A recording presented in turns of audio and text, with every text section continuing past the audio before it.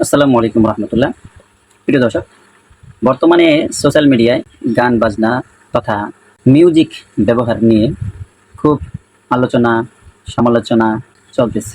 তার মধ্যে আমাদের সবার পরিচিত এবং প্রিয় মুখ আবু উবাইদা ভাই, তিনি এই মিউজিক ব্যবহারে স্পষ্ট কোনো হারাম আছে কিনা সেটা তিনি জানতে চেয়েছেন। কোরআন হাদিসের দলিল ভিত্তিক কিছু জবাব অবশ্যই দেয়া দরকার।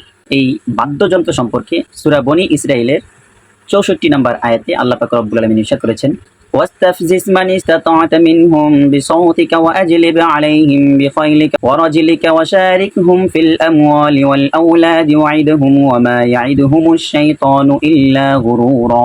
এই আয়াতের মধ্যে আল্লাহ পাক রব্বুল আলামিন ইরশাদ করেন, হে শয়তান, তুই সত্যচ্যুত করে তাদের মধ্য থেকে যাকে পারিস তোর কণ্ঠ দ্বারা তোর অশ্বারোহী ও পদাতিক বাহিনী নিয়ে তাদেরকে আক্রমণ কর এবং তাদের অর্থ সম্পদ ও সন্তান সন্ততিতে শরিক হয়ে যা এবং তাদেরকে প্রতিশ্রুতি দে, আর শয়তান প্রতারণা ছাড়া তাদেরকে কোনো ওয়াদাই করে না।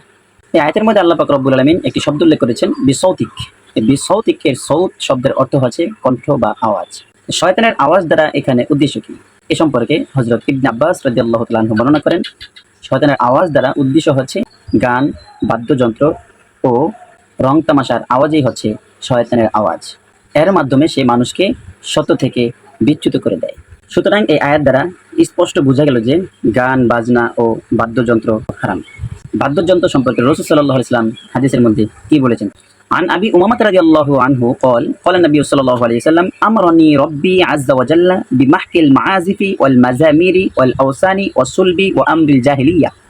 হযরত আবু উমামা রাদিয়াল্লাহু তাআলা আনহু থেকে বর্ণিত, তিনি বলেন, রাসূলুল্লাহ সাল্লাল্লাহু আলাইহি ওয়াসাল্লাম ইরশাদ করেছেন, আমার প্রভু আমাকে ঢোল, তবলা, দেব দেবীর মূর্তিসমূহ, শুলি ও ক্রুশ এবং জাহিলি যুগের যাবতীয় কুসংস্কারগুলো নির্মূল করার নির্দেশ দিয়েছেন।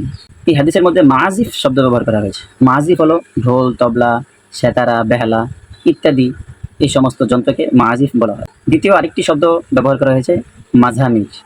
মাঝামির শব্দের অর্থ হচ্ছে সানাই বা বাঁশি।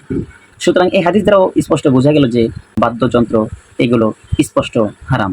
বাদ্যযন্ত্র সম্পর্কে আরেকটি হাদিস রাসূল সাল্লাল্লাহু আলাইহি ওয়াসাল্লাম থেকে বর্ণিত আছে, আন ইবনে আব্বাস রাদিয়াল্লাহু আনহু আর রাসূলুল্লাহ সাল্লাল্লাহু আলাইহি ওয়াসাল্লাম قال ইন্নাল্লাহা হাররামাল খামরা ওয়াল মাইসিরা ওয়াল কুবাতা।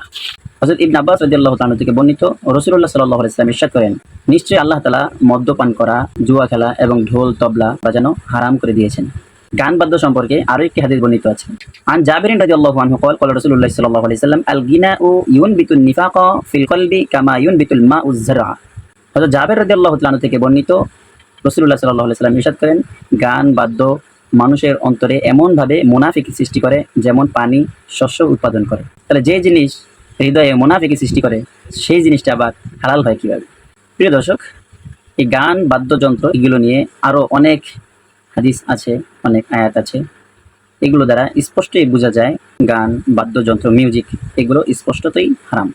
এগুলোকে হালাল বলার কোনো সিস্টেম নেই, কেননা এটা হাদিস দ্বারা স্পষ্টভাবেই প্রমাণিত যে মিউজিক বা বাদ্যযন্ত্র এগুলো হারাম করে দেওয়া হয়েছে। তাহলে এই যে আয়াত এবং হাদিস, এখান থেকে মাসালা কি বের হলো?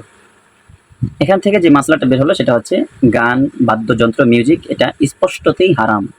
এটাকে যে ব্যক্তি হালাল মনে করবে বা হালাল বানানোর চেষ্টা করবে সে ব্যক্তি কাফির হয়ে যাবে। তবে যে হারাম জেনেও এটা করবে সে কাফির হবে না, তবে অবশ্য সে গুনাহগার হবে এবং ফাসিক বলে বিবেচিত হবে। যারা অজ্ঞ, কোরআন হাদিস সম্পর্কে যাদের ধারণা নেই, যাদের জ্ঞান নেই, তারাই কেবল এটাকে হালাল মনে করে বা এটাকে হালাল বানানোর চেষ্টা করে। আল্লাহ তাআলা আমাদের সকলকে সহিহ বুঝ দান করুন, আমিন।